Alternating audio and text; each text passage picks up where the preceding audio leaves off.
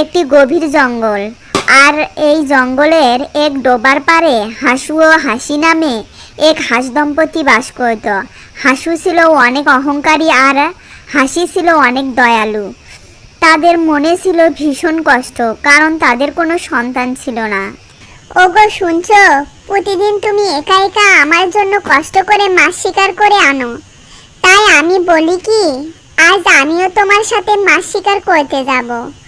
Pack pack. এমন কথা বলছো কেন গিন্নি? তোমাকে কষ্ট করে যেতে হবে না। আমি যা আনি তা দিয়ে তো আমাদের চলে যায়। তুমি বরং ডিম দেওয়ার চেষ্টা করো। অনেক দিন তো হয়ে গেল, কিন্তু আমি তো একটা ডিমও দিতে পারলাম না। আজ আমি তোমার সাথেই যাব। আমি তো তোমার সাথে পাবো না গিন্নি। ঠিক আছে, চলো তাহলে দুজনে একসাথে মাছ ধরতে যাই নদীর পাড়ে। পথে যেতে যেতে তারা এক বৃদ্ধ পাখিকে তৃষ্ণার্ত অবস্থায় দেখতে পায়। আশেপাশে কেউ কি আসো? আমাকে একটু পানি খাওয়াও, আমার খুব তৃষ্ণা পেয়েছে। দেখো হাসু, ওই বৃদ্ধ পাখিটি পানির জন্য কাতরাচ্ছে।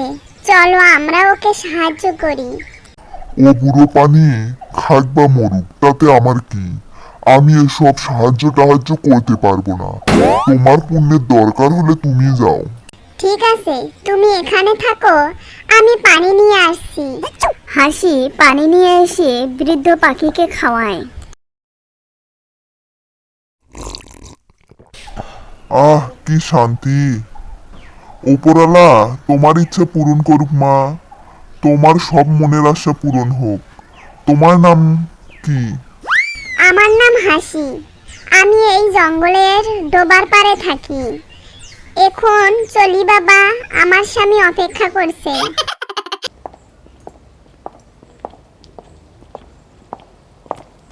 সেই রাতে হাসি স্বপ্নে বৃদ্ধ পাখিটিকে দেখতে পেল। মা হাসি, তুই পরীক্ষায় পাশ করেছিস, পুরস্কার হিসাবে তুই শীঘ্রই মা হবি। এভাবে সবাইকে সাহায্য করে যাস। কি ব্যাপার গিন্নি, তোমাকে আজ খুব খুশি দেখাচ্ছে যে? আমি স্বপ্নে দেখেছি আমি মা হতে যাচ্ছি। হা হা হা, পাগল হয়েছো নাকি? কি সব ফালতু স্বপ্নে বিশ্বাস করো? এই দেখো, আমি একটা ডিম পেড়েছি। এবার তুমি বাবা হবে আর আমি মা হব। ডিমটা তো দেখতে অনেক সুন্দর। আমাদের সন্তানও তোমার মতো অনেক সুন্দর হবে। ছেলে হলে নাম রাখবো সুন্দর, আর মেয়ে হলে সুন্দরী। কিন্তু ডিম ফুটে যা বের হলো তা দেখে হাসু রেগে গেল। এ কি? আমি এমন কুচ্ছিসানা চাইনি। এর মুখ আমি দেখতে চাই না। একে এখনই বাড়ি থেকে বের করে দাও। আমি এর নাম রাখলাম কুৎসিত। একই কথা বলছো তুমি? ও যেমনই হোক, ও তো আমাদেরই সন্তান। পাপা, তুমি আমাকে বের করে দিও না। আমি কুৎসিত হলেও তো তোমাদেরই সন্তান। হাসি, তুমি ওকে নিয়ে এখনই এ বাড়ি থেকে বেরিয়ে যাও। আমি আর তোমাদের মুখ দেখতে চাই না। মনে রেখো, এই সন্তানকে তুমি একদিন নিজেই আপন করে নেবে। এটা কখনোই সম্ভব নয়, আমি যতদিন না বেঁচে আছি।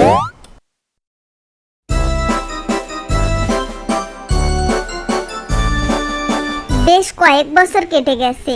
কুৎসিত এখন বড় হয়ে আর হাসু বৃদ্ধ ও অন্ধ হয়ে গেছে। আমি এক সময় অহংকার করতাম, আজ বুঝতে পারছি অহংকারেই পতনের মূল।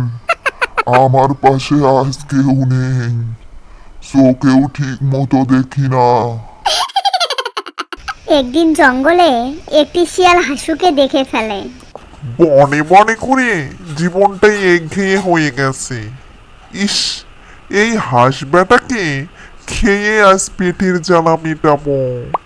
শিয়াল ভাই, আমি তো তোমার কোনো ক্ষতি করিনি, আমাকে ছেড়ে দাও। ক্ষুধা লেগেছে, কোনো কথা শুনবো না। তোমাকে আজ ছিঁড়ে ছিঁড়ে খাবো। কুৎসিত দূর থেকে সব দেখছিল। সে তার বাবাকে বাঁচাতে এগিয়ে এলো। ওহে শিয়াল মামা, তুমি যে এত বোকা তা জানতাম না। এই বুড়ো হাঁসের শরীরে কি মাংস আছে? আছে শুধু হাড়। কিরে, তুই আমাকে বোকা বলছিস? হ্যাঁ, তুমি ওকে ছেড়ে দিয়ে আমাকে খাও, আমার শরীরে অনেক মাংস পাবে। তবে আমার একটা শেষ ইচ্ছা আছে, আমার পিছু পিছু এসো।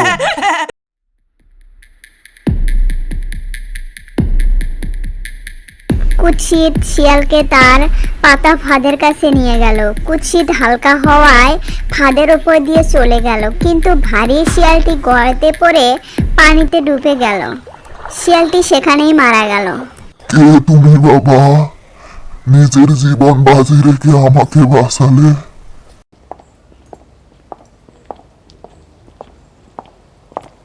ওগো, তুমি চিনতে পারছো না? এই সেই ছেলে যাকে তুমি কুৎসিত বলে বাড়ি থেকে বের করে দিয়েছিলে।